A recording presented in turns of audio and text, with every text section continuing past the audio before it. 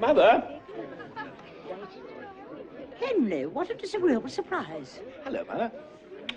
How nice you look. What are you doing here? You promised never to come to Ascot. Go home at once. I can't, Mother. I'm here on business. Oh, no, Henry, you mustn't. I'm quite serious. You offend all my friends. The moment they meet you, I'd never see them again.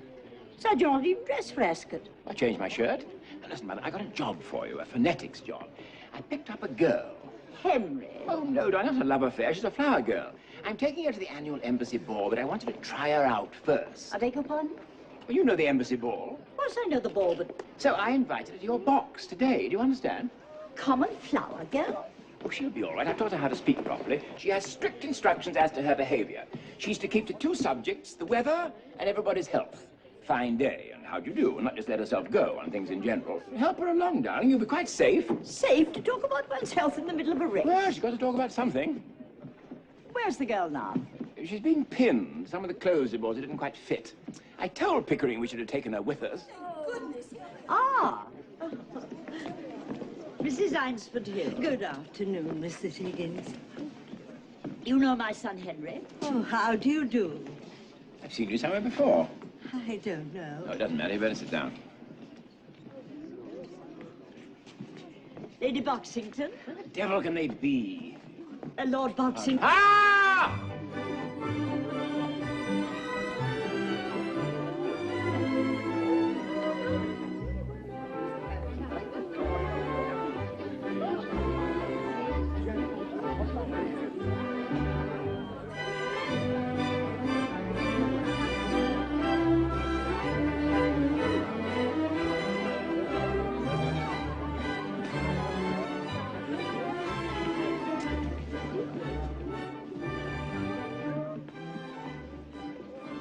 Colonel Pickering, you're just in time for tea. Thank you, Mrs. Higgins. May I introduce Miss Eliza Doolittle? My dear Miss Doolittle. How kind of you to let me come. Delighted, my dear. Lady Boxington. How do you do? How do you do? Lord Boxington. How do you do? How do you do? Mrs. Einsford Hill, Miss Doolittle. How do you do? How do you do? And Freddie Einsford Hill. How do you do? How do you do? Miss Doolittle. Good afternoon, Professor Higgins.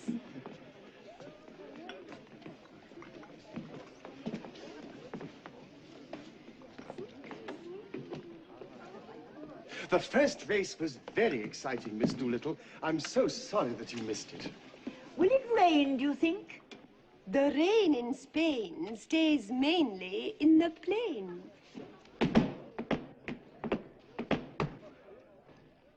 But in Hertford, Hereford, and Hampshire, hurricanes hardly ever happen. How awfully funny. What is wrong with that, young man? I bet I got it right. Smashing. Hasn't it suddenly turned chilly?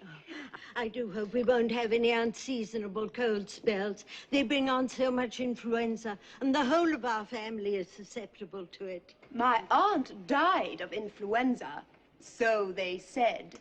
But it's my belief they done the old woman in. Done her in? Yes, Lord love you. Why should she die of influenza when she come through diphtheria right enough the year before?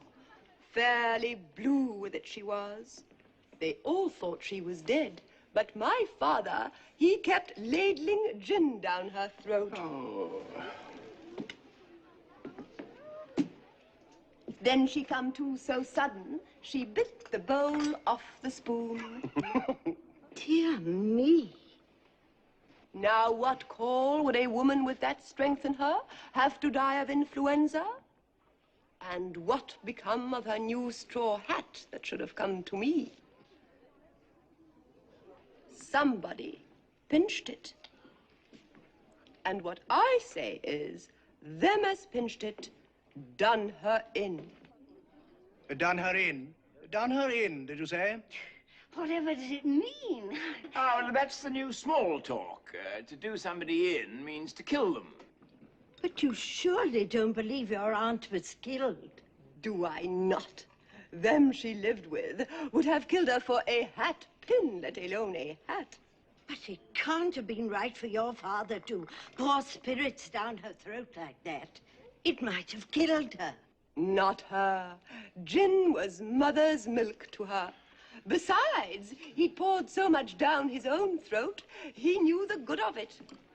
Do you mean that he drank? Drank, my word, something chronic. Yeah. What are you sniggering at? It's the new small talk. You do it so awfully well.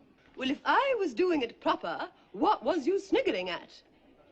Have I said anything I oughtn't? Not at all, my dear. Well, that's a mercy anyhow. What? I don't know whether there's enough time before the next race to place a bet, but come, my dear. I don't suppose so. I have a bet on number 7. I should be so happy if you would take it. You'll enjoy the race ever so much more. That's very kind of you. His name is Dover. Come along, my dear, come along. There they are again, lining up to run. Now they're holding steady, they are ready for it. Look, it has begun.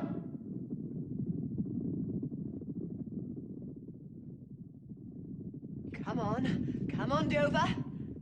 Come on, Dover. Come on. Come on, Dover! Move your blooming arse! Don't upset yourself. Oh, my dear.